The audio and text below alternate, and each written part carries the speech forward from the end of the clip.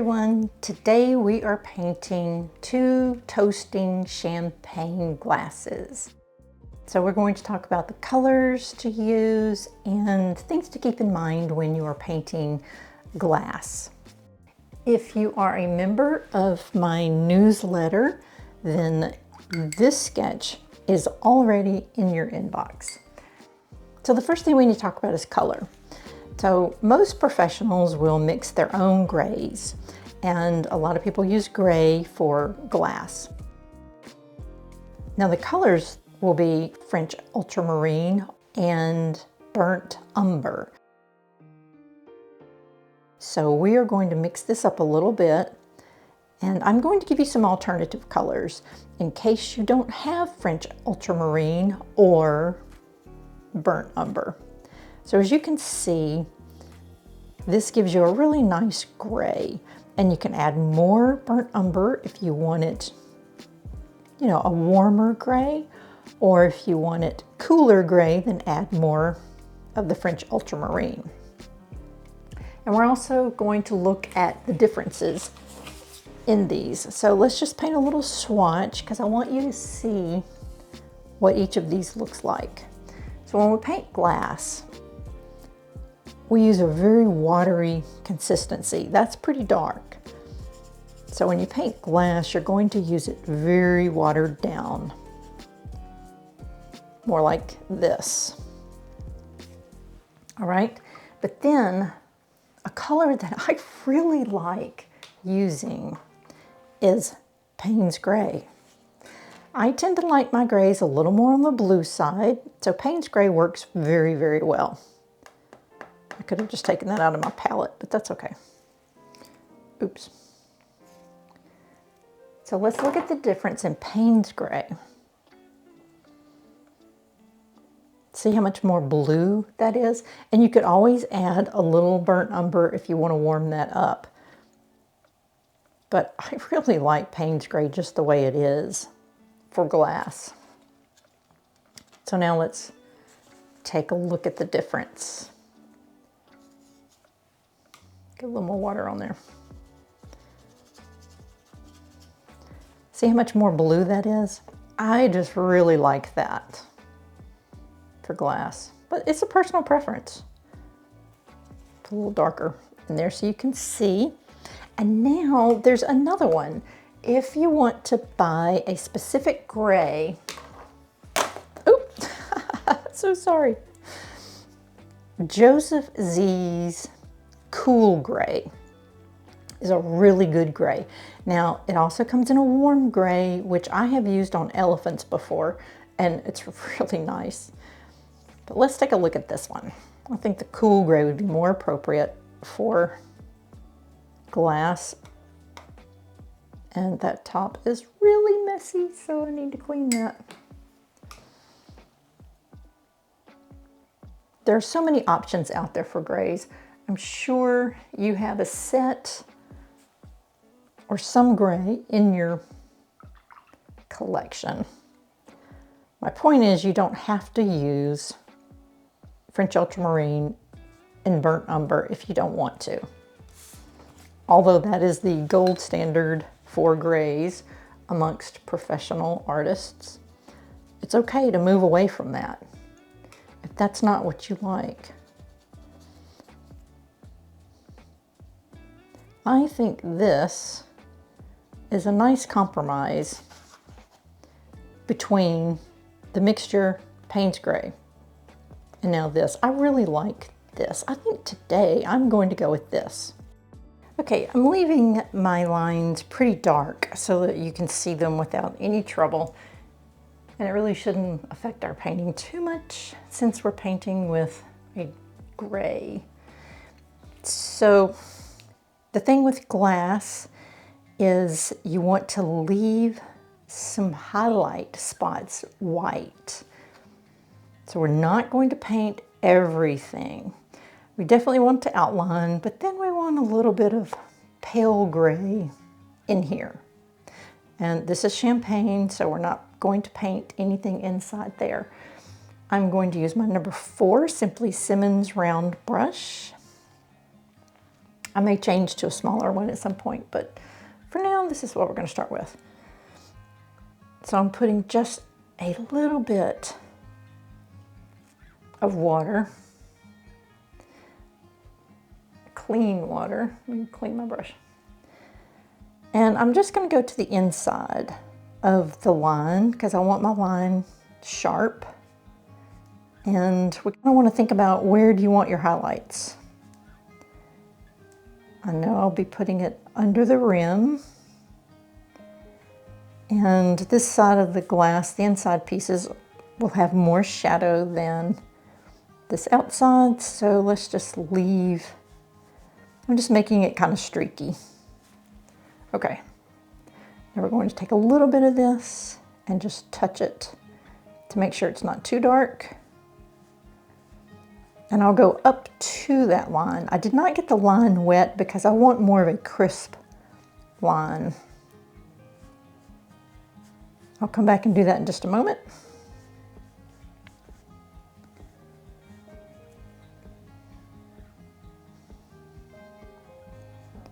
And I'm dropping it a little darker over here on this side and under the rim.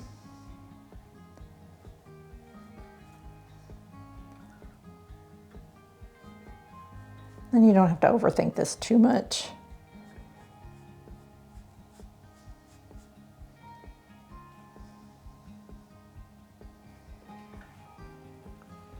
And kind of spread that out if it's getting too many hard lines. All right, now I'm going to outline the whole glass.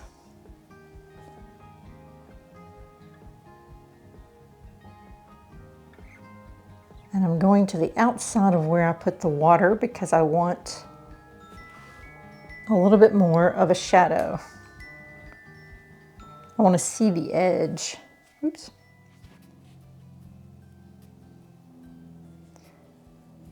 And it doesn't have to be really dark. Do it as dark or as light as you want.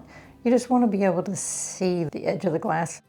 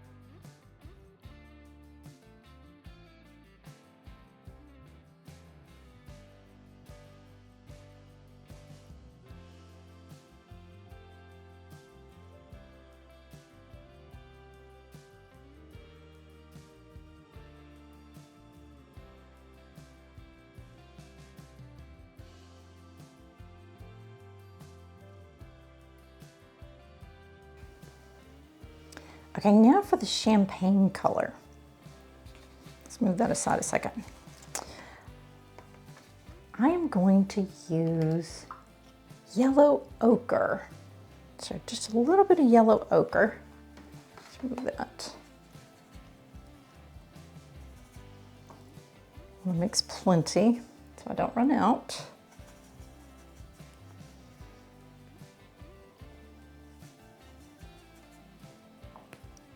Okay, and then just a touch of cadmium-free yellow. You can use cadmium yellow, but I prefer cadmium-free yellow, but they're the same color. So whichever you have is fine. See how that made it just a little bit more on the yellow side? That's going to really lighten it up a little bit like champagne. And now let's make sure that this is dry. Okay.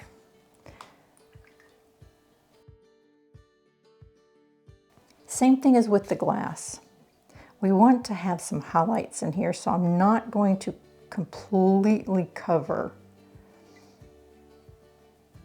And it would be heavier color over on the inside and at the bottom. So I'll put a little more down there. I have to tilt it so I can see where I've put water.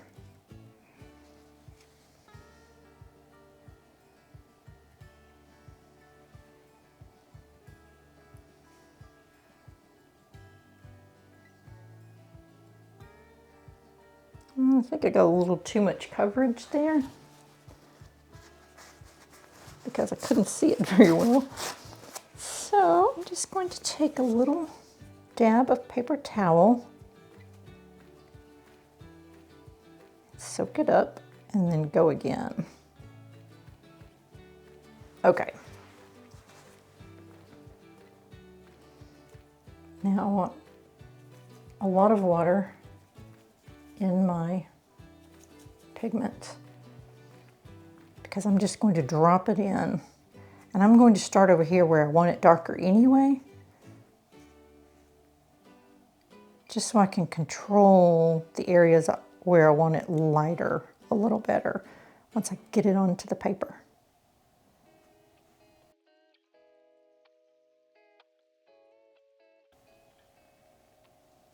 I don't want it quite that dark, so we're just going to spread it out a little bit. And I don't want to completely cover it. I want it to look like liquid, so we're just going to allow it to be pretty spotty. We're going to allow the pigment to move around.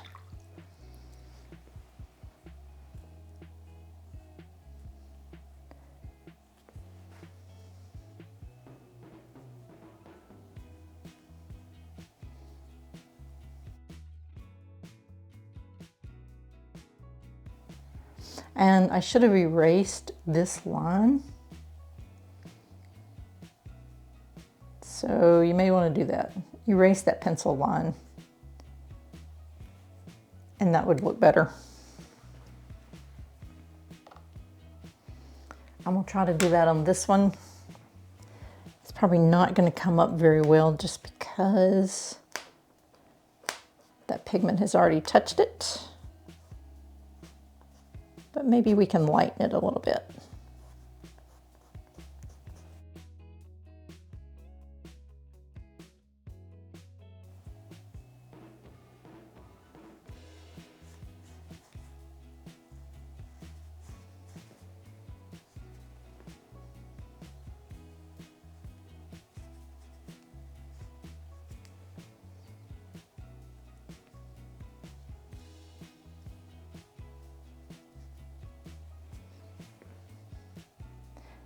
And we are going to go back over that once it dries with some gold to really make it shimmer.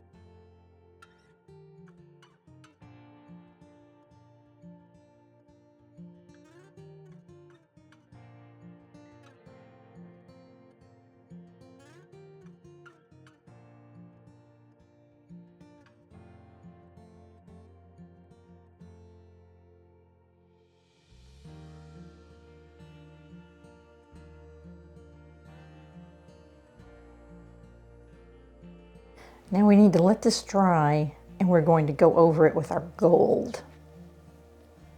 Okay, now that this is dry, we're going to take our gold, same gold I always use, Sminky's gold, and we're just going to put some little highlights in here. Cover up that line that I left. So now I've really watered it down.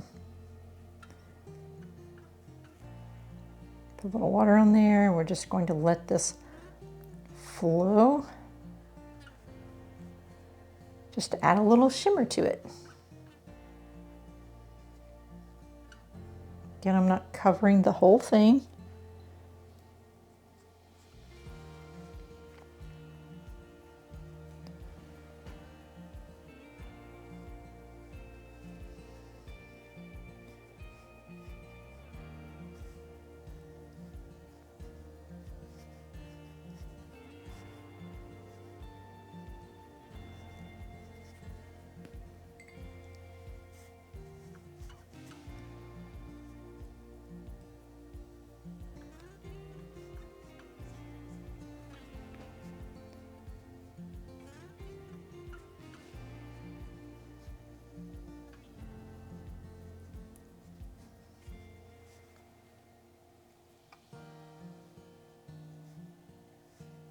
And just kind of eyeball it and put it wherever you want it. Put as much or as little as you want.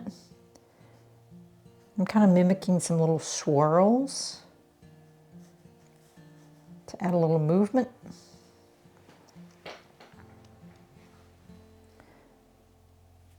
I don't know how well you can see that. And let's add some bubbles.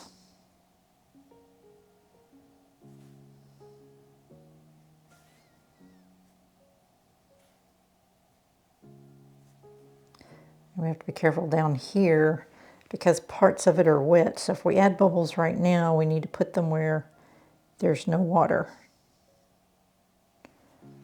So we'll come back and finish that up in a minute.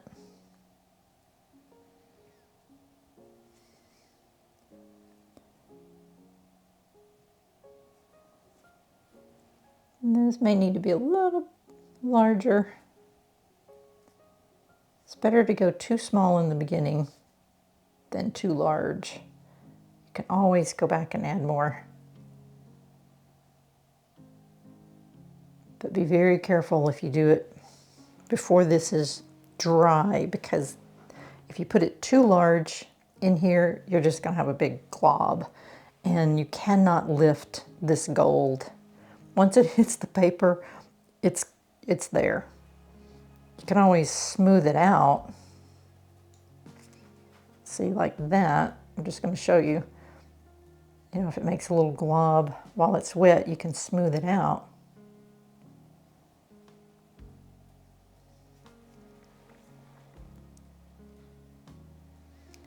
Okay, let's let that dry. So I left space up here so that we could write cheers or Happy New Year's or congratulations or whatever's appropriate for your purpose.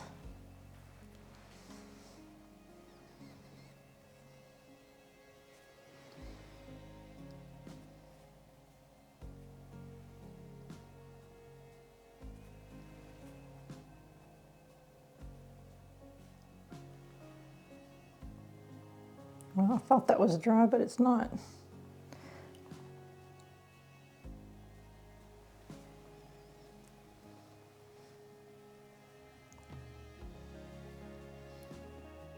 And I still want these a little larger, just so they're easier to see.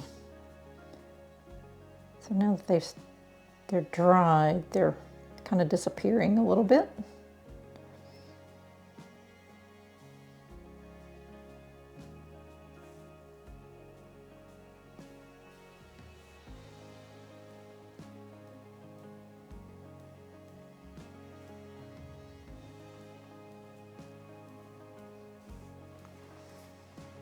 Okay, there we go. 2 champagne glasses. I hope you enjoyed this one, and I'll see you again soon.